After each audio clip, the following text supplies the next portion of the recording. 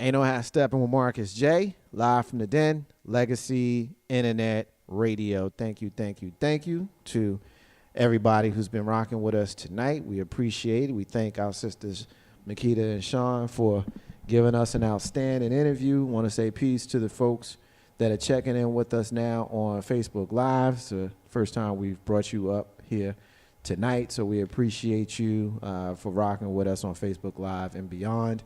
We got a lot of show that we need to get to and make sure that everybody knows we're keeping the phone lines open throughout the duration of the night. 804-402-2893 is the number to dial. We're going to be talking about Charlottesville and what happened there and some other stuff as we progress throughout the show. But before we actually get to that, I got to let you all know who we have here in the building, who the usual suspects are. So up first, our sister joins us on the second Monday of every single month.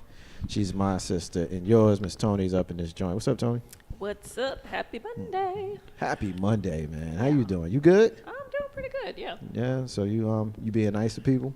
I'm always nice to people, especially you. My bad. That's me that's not always nice to people. I be forgetting. It's me. It's not you. You gotta be nice and stuff. It's good to see you. I know. I'm Yeah. glad I made it here with you guys. Yeah, man. Yeah. You ready to have a dope show? Yeah, we always have a dope show, so come on with it. I think you are right. Of course, rejoining the show for the first time, and good Lord, who knows how long it's been. Been trying to get it back in here, but it's been a long time since our sister has been in the room. She is my sister and yours, Attorney Tamika. What's going on? Not much. How you doing? I'm good. Come in a little closer on the mic, like you're a rapper or something. You know what I'm saying? Like you can rip that You joint. want my mouth on the mic? Well, don't do that. No, don't do that. Don't do that. Because when people say stuff like that, the rest of us go too easy, man. That was too easy and whatnot. But it's good to see you. It's glad to see you back in your home. You ready to have a dope show? Of course, I'm ready. Cool. Awesome. You hear our brother join us every single Friday night. He is our resident expert in all things sports. He has taken over the mantle of that on Legacy Internet Radio every Friday night from 7 p.m. to 9-ish. He hosts Couch Coach Live right here on Legacy Internet Radio. We got the Couch Coach. What's up, Coach? I'm good. What's going on, Marcus J? I'm chilling, man. It's good to see you over there. It's been a while since you've been in the den on a Yeah. Monday night. Yeah, it's been a minute. Yeah. Well, you know your way around Yeah. this room, so Yes, indeed. make yourself at home. Later on in the show, we're going to talk about some NFL stuff, but not on the field, off the Yeah. field, because on this show, we don't do a lot of sports any longer, unless the sports issue extends into social issues, which the stuff that we're going to get to later on absolutely does extend into social issues. So I look forward to your input later on with regards to that. Ain't no half step with Marcus J. Live from the Den. Legacy Internet Radio. I guess the point that we all want to talk to, each of you have at various points in the last few days, we've had minor conversations, nothing extended, about what happened in Charlottesville. And just to set it up, I don't know that anybody has really been living under a rock, but in case you have, on Friday night in Charlottesville, Virginia, the Ku Klux Klan and the white supremacists and the neo-Nazis and the alt-right, depending on what you call them, it's all kind of the same to a lot of us, held a rally in Charlottesville, Virginia. And for those folks who are curious about where Charlottesville is, here in Richmond, Virginia, Charlottesville is about an hour or so west, give or take a few minutes, hour 15, hour and a half at most, depending on which way you go or how you drive. So it's west of here, and a lot of folks in the Richmond area either have family in Charlottesville or may have gone to or know someone that went to the University of Virginia. The Cavaliers are actually in Charlottesville to help folks around the country and around the world to kind of get a point of reference. But they had a Ku Klux Klan rally there to protest the removal of the Robert E. Lee statue.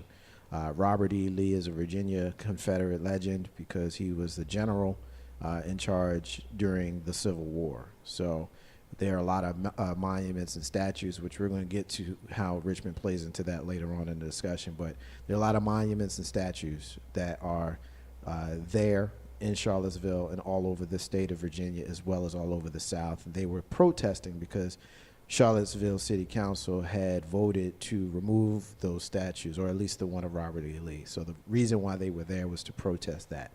So they came to Charlottesville with their convenience store bought tiki torches and their T-shirts and khakis, and some of them had the hoods on, but they came to protest the removal of that statue, that monument, and by most accounts, Friday went on without much of an incident. That brings us to Saturday. On Saturday, the counter-protesters, those are the folks who were there to protest the protests. By most accounts, depending on what media outlet you watch, that was relatively peaceful protest until later on in the day, where things began to get more and more contentious. There were stories of fights and things of that sort, culminating in the incident where the man took his car, drove it into a crowd, causing the death of one of the counter-protesters. So that's kind of the setup. We're going to get to pretty much all of the angles. We'll talk about the president and his response and all that kind of stuff. I've been having a lot of conversations lately with people on all sides of this discussion. And so I'm going to stop talking and give the usual suspects an opportunity to jump in. And so, Tony, as our second Monday person, I'm going to have you lead it off. Tell us just kind of what your initial thoughts are. And as we go around the room, how things start to present themselves, we'll kind of let the conversation start dictating itself. You're up first. Okay, so I'll just give my initial thoughts because I got a whole lot of them. First off, of course, it's tragic when anybody loses their life senselessly. And, again, like you said, it was peaceful as far as the anti-protesters. But a lot of things went wrong. Like, isn't the street supposed to be barricaded off usually when there's any sort of protest? I know whenever I've gone to like the circus and the PETA people are like across the street, there's barricades. Where was any of that? Did they feel it wasn't necessary to do that? Either way, how did this guy get his car in there? How did that happen? Number two, of course, it is horrible that anyone was injured. But in most of the photos that I've seen, and I haven't seen a whole lot, but in most of the photos that I've seen of the anti-protest, or the anti-protesters, what do you call it? The counter-protesters? The counter-protesters. They have been, for the most part, non-brown people, which is a good thing. But at the same time, it's like when we make the noise, I'm sure there would have been a lot more arrests. It would have been a different outcome if there were more brown people there. So while I was glad to see other than brown people there as a part of the counter protests, it's always more, intense, and there's a lot more focus on it because there were non-brown people who were injured and became, victims of the protesters. So that's kind of just my beginning initial thoughts on that. Pass it on. Tamika, what you got? What's your thoughts? Well, I think that there was a lot going on with Charlottesville and their lacking ability to provide adequate crowd control. Looking back from a historic standpoint, Charlottesville typically tries to be hands-off when people are protesting, so they might have thought it was a good idea to maintain the same hands-off approach with these groups, but it backfired horribly. And so I feel for the people of Charlottesville. When you Google their town or their name, this is the first thing that pops up, and they will forever be linked with that. Charlottesville being so small, they did not ask for these people to come and rain fire and terror on their town. So I hope them a speedy recovery, and I send my thoughts and prayers out to the families of those who suffered losses at the hands of this. Yeah. Coach.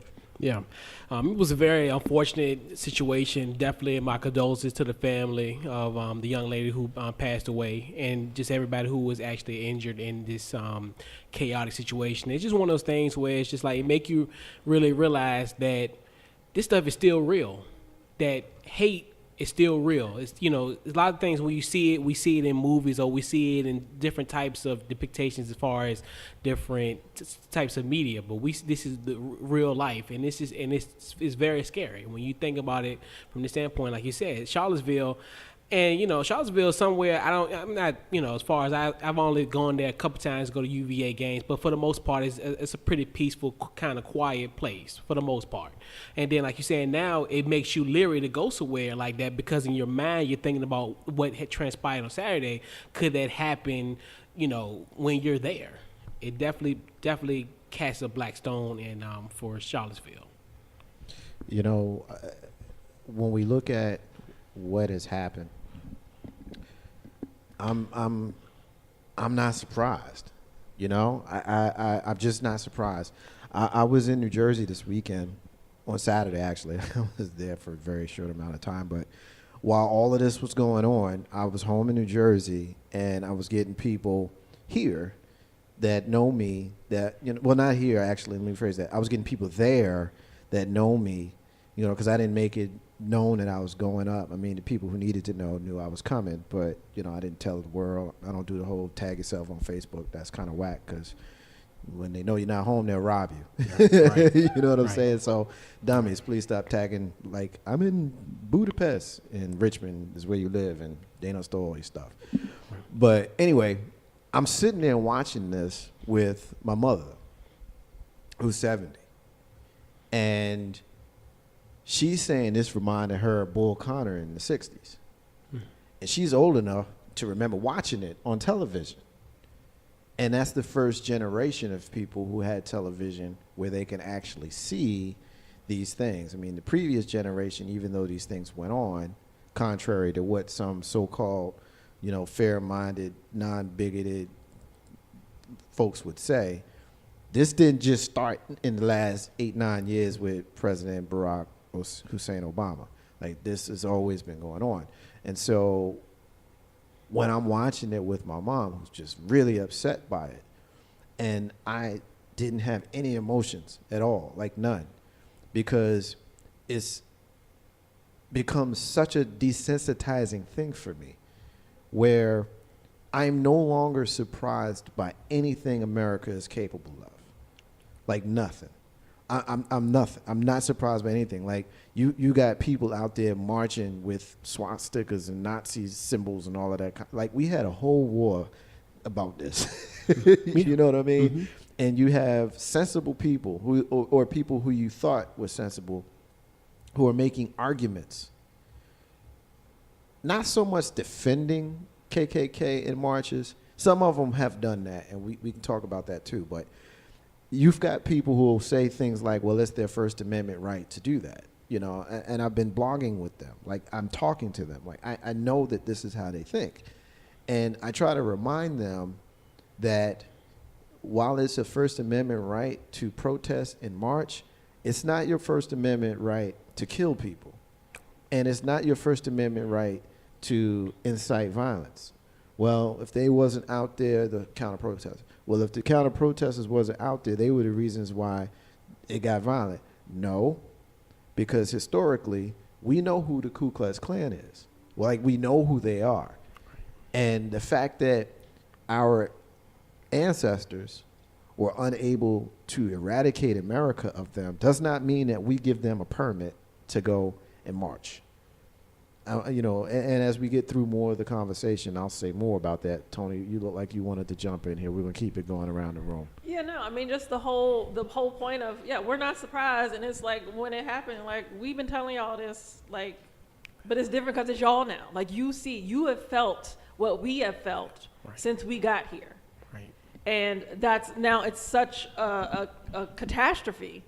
You know, the world is over. What is going on in America? because now they've been exposed to it firsthand. I was talking to a friend of mine the other day, and just talking about just our history and how we're for the most part tolerated. Not saying that white people don't like us, or not all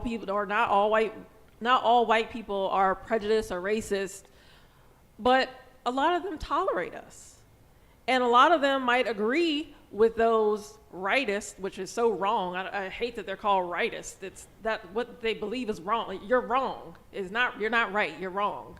But a lot of them probably wanted to be out there and they weren't out there. But they know they got to come to work with us on Monday. Right.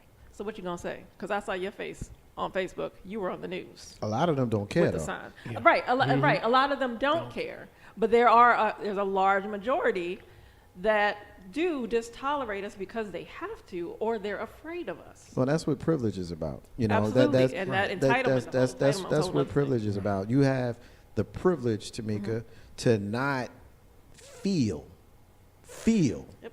when you see these things.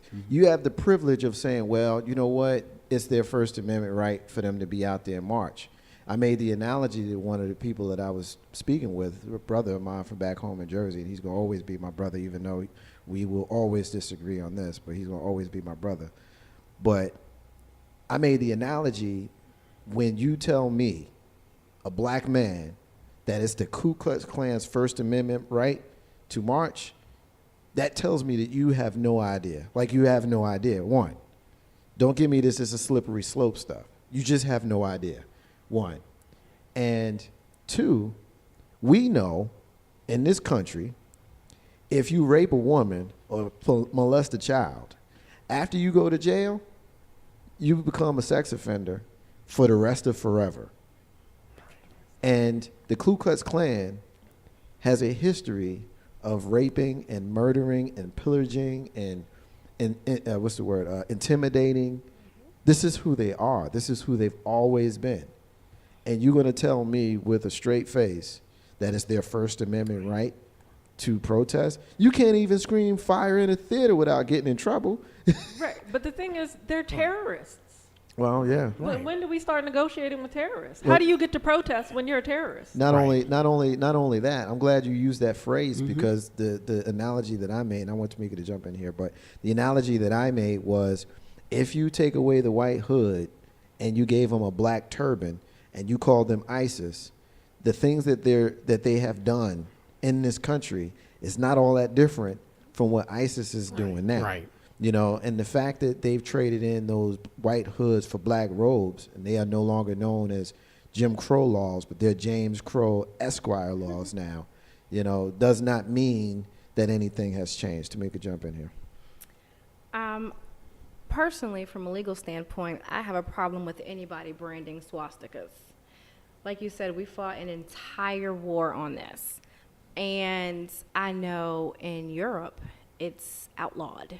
There will be no flying of swastikas. There will be no statutes of Hitler. There will be no mention of it. Yet here, we're allowed to publicly brand these things as if it is okay. I want to know, where are my World War II vets? Where are my fellow Jewish people or other ethnicities that were targeted by the Nazis not so long ago?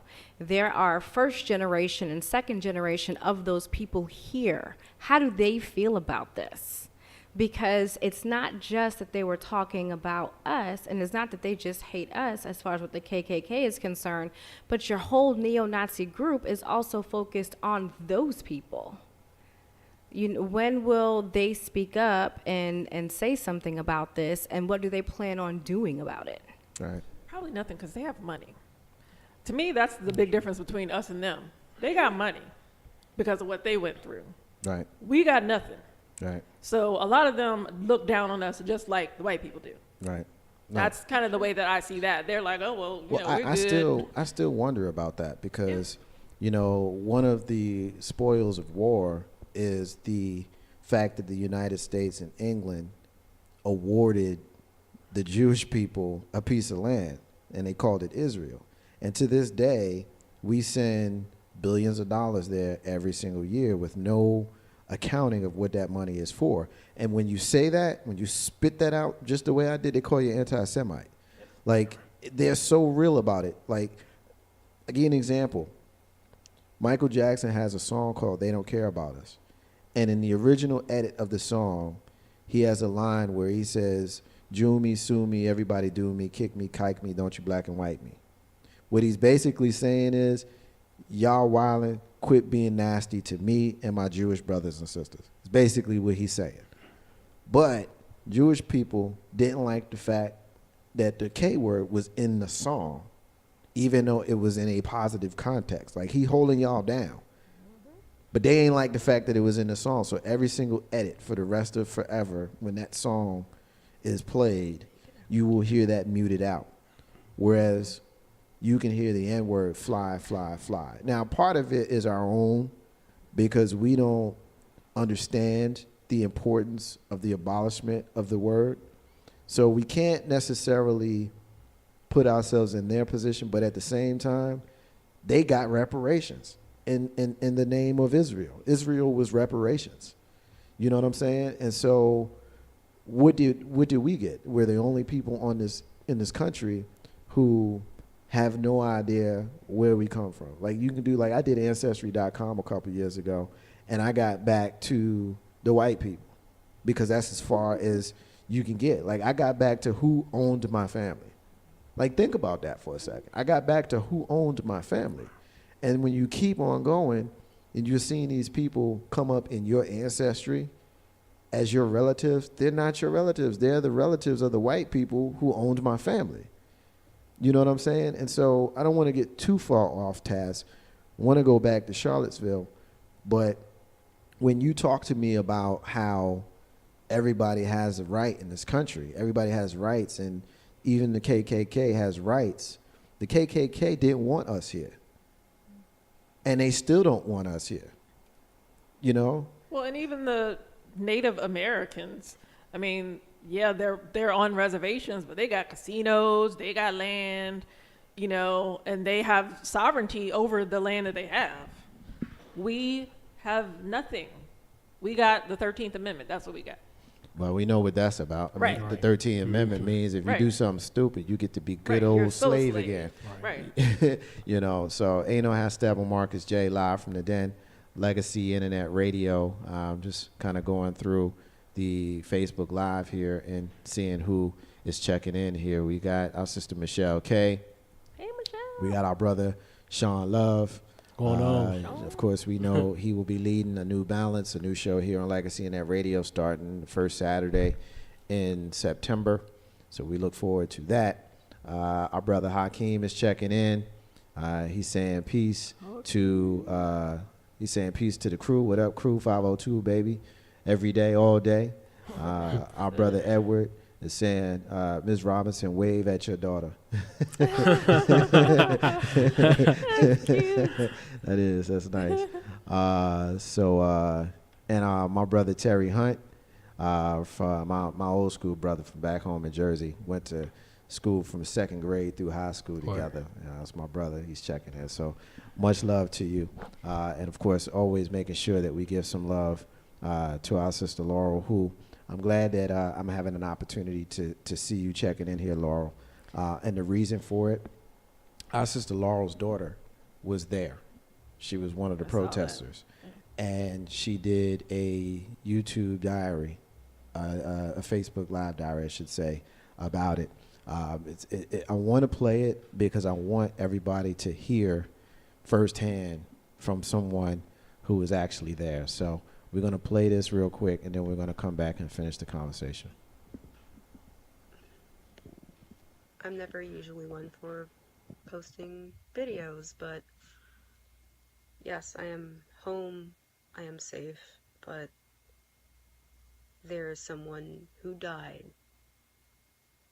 at this rally, and they were hit with a car from what I heard, and my group narrowly escaped it because, funny enough, we all needed the bathroom. We decided everything was starting to break up, and so we thought, all right, I think it's all over, let's head out of here. Let's get some food. And then when we were in the restaurant, we saw some woman coming in screaming and sobbing.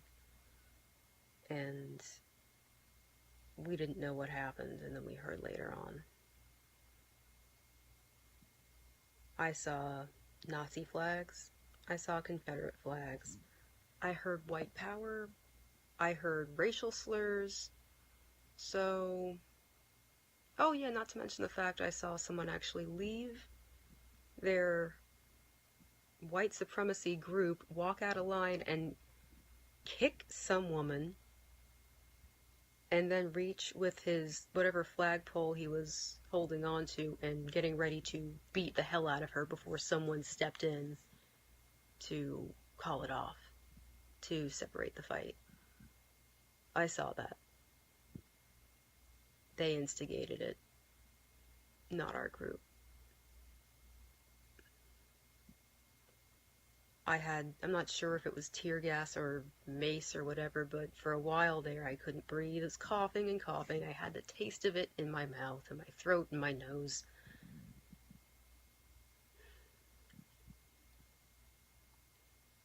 I don't even know what to say.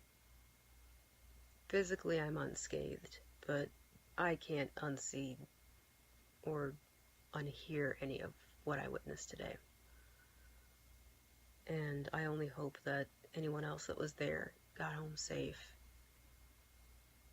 and they're okay. Ain't no how step on Marcus J, live from the den. Legacy Internet Radio. That's a first-hand account of somebody that was actually there and speaking of what they actually saw. And I'll be honest with you, one of the things that I don't want to say moved me, because it didn't move me. I wasn't moved by this. But I did notice that there were far more white people out there counter protesting than people of color. I mean, far more. I've always been very clear that, you know, you have a lot of people in certain sections of black people who want to paint all white people with the same broad brush, and all white people are devils, and all police are pigs, and all that kind of stuff, and don't pay attention to the fact that if that's how you feel about them, then you allow them the latitude to feel that way about you and about us. And so there are a lot of us who could have been out there who chose not to be out there. They were out there on the front lines, and the woman who was killed was a white woman. She was out there marching, you know, or protesting rather, with the people. So I'm not one for saying that all people of any kind of group are one kind of way. Having said that, and this may not be met with a whole lot of positivity, particularly from white people, but I'm going to say it because I don't half step here. You know, when somebody in the hood is wilding and somebody else says, hey, yo, coach, man, go get your boy, man. Get your boy. He wilding. Right. White people, go get your boy, man. They wilding. You know what I mean? Like, I feel like this is really their stuff to kind of deal with. Yeah. You know?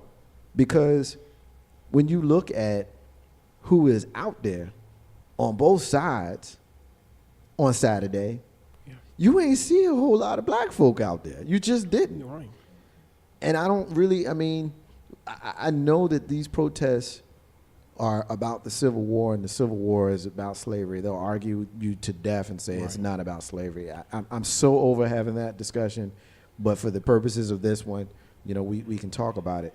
But I really, really feel like they need to be the ones to fix this. I mean, am I on an island, Coach? Am I by myself here? You know what? That's something I've thought about, and I'm glad you kind of brought that to the head today, because I mean, I wouldn't say it's not foolish for us to go out there, but we know what's going to happen if we're in the front lines like that. It would have been a very different story. Right. And then even when we're even in the so-called peaceful counter-protest, we would be out there being beat up, and we'd be the ones who are getting arrested and what have you. And like you said, the same thing. And it's almost, and I'm not trying to, I know this can be kind of crazy how I'm worded. It's almost like you said, like checking each other. Like, do we check each other on certain types of crimes when we quit commit against each other? Almost in that sense.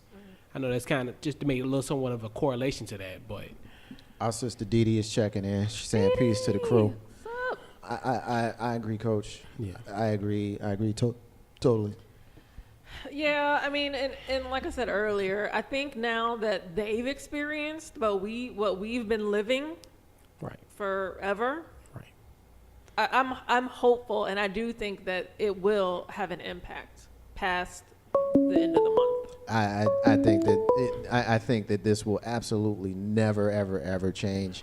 I'm going to let the caller get the caller's comment in, but then I'll tell you why I think it will never change. Caller, before I get your comment in, Dee Dee in social media says, you know what, the Civil War wasn't about white European culture.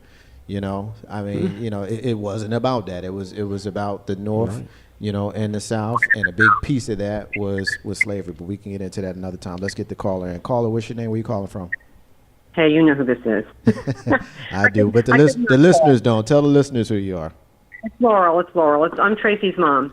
That was Laura. That was Laurel's daughter Tracy in that clip that we just played. Go ahead, go for it. What's your comment? And I have to say, you know, and so many things have been going through my mind, and I've heard all kinds of different things from different people, and so has she. And I have to say she's completely traumatized. She went to the vigil last night and left there in tears because this was the first time she got to stare hate in the face.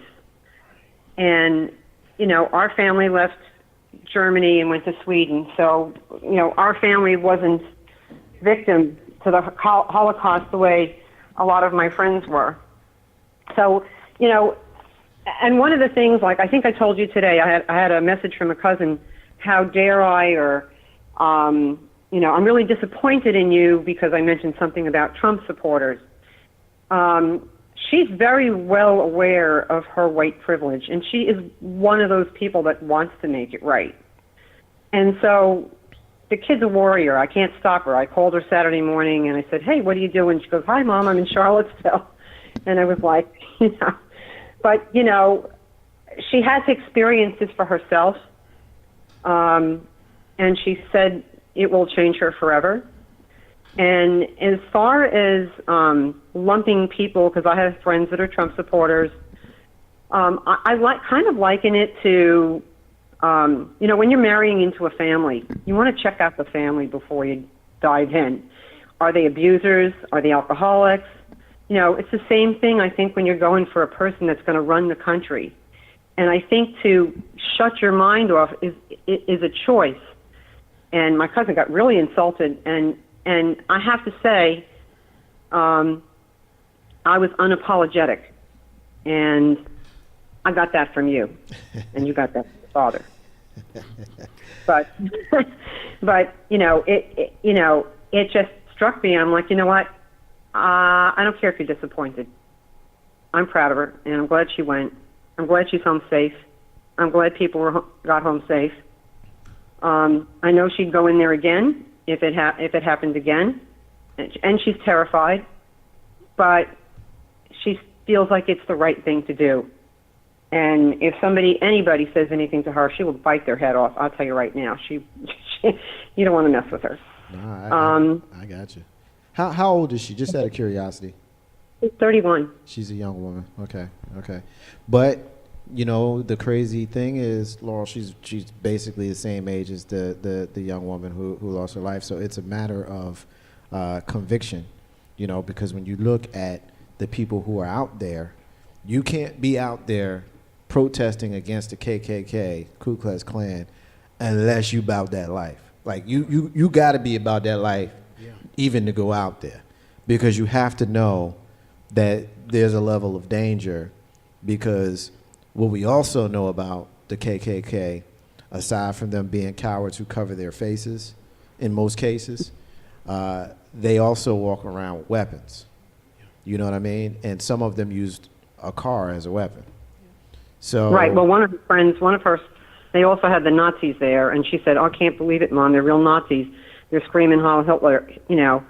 And one of her friends spit in one of the Nazis' faces, and she was texting me, and I was like, Tracy, don't spit in anybody's face. You're going to get yourself killed. Walk away. You know, you have to walk away. You don't know what kind of people are under those uniforms and those shirts and whatever they're carrying. And so, you know, there is an element to the group that was there that was very, very agitated of the peaceful protesters. Right. And actually, they had there was a meeting tonight, and she had to go home and sort of dump all the energy and just try to come back to herself from that. But yeah, there's an element of fear, and I think she found that out. She said she wanted to be there, but the whole time she was absolutely terrified. Well, I mean, she wasn't so scared that she wasn't there, and it takes a level of fearlessness to actually be out there and to face that fear and to still be out there and to do it in the name of justice. And so I'm proud of her. I'm proud of you for raising her, and I'm glad to know you guys. And that's the honest truth coming from me. So I appreciate it. Thank you. Thank you. Thank you. Thank you. Keep listening. Keep listening. If you want to call back, phone lines will stay open, okay? Okay, bye. You got it. And you know how I step on Marcus J. live from the Dan Legacy Internet Radio. My brother Terry says that he's going to repeat what he said over the weekend, but beforehand, much appreciation to those on the front line. Our country was attached in many ways to take us back to Jim Crow. Our country, unfortunately, was built on violence, not the peace that the national anthem was taught to be built on, and the fact that these incidents took place and conversations still exist over a cat getting a job is disgusting. Totally agree. Ain't no half step on Marcus J. Live from the Den, Legacy Internet Radio. We're going to take a break. Come back. We're going to get into more of this, but we're going to talk about the President of the United States, his part in it, his response to it, and I'm going to tell you who, in fact, the United States was actually founded for. You may be surprised when you hear this history. Marcus J., Couch Coach, Attorney Tamika, and our sister, Miss Tony. Ain't no how to step with Marcus J. live from the Den Legacy and that radio, Facebook Live. Got to take it down for just a minute, but it's coming right back up. We're staying with the Charlottesville discussion. It's popping back up in about 5 minutes. Ain't no how to step with Marcus J. Be back in a few minutes, y'all. Stay with us. Hey, this is Warren Ballantyne, the #1 truth writer in America, and I'm listening to my man, my brother, Marcus J. right here on Legacy Internet Radio.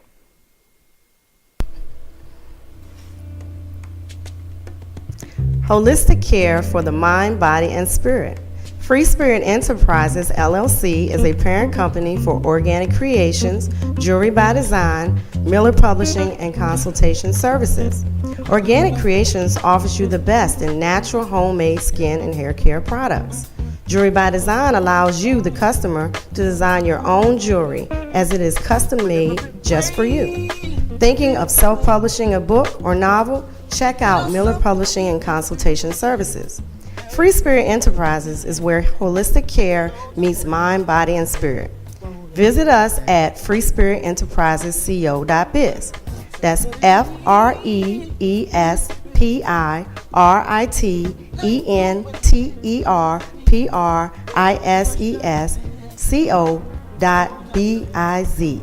Or you can call 804-252-6562. Like us on Facebook under Free Spirit Enterprises, LLC.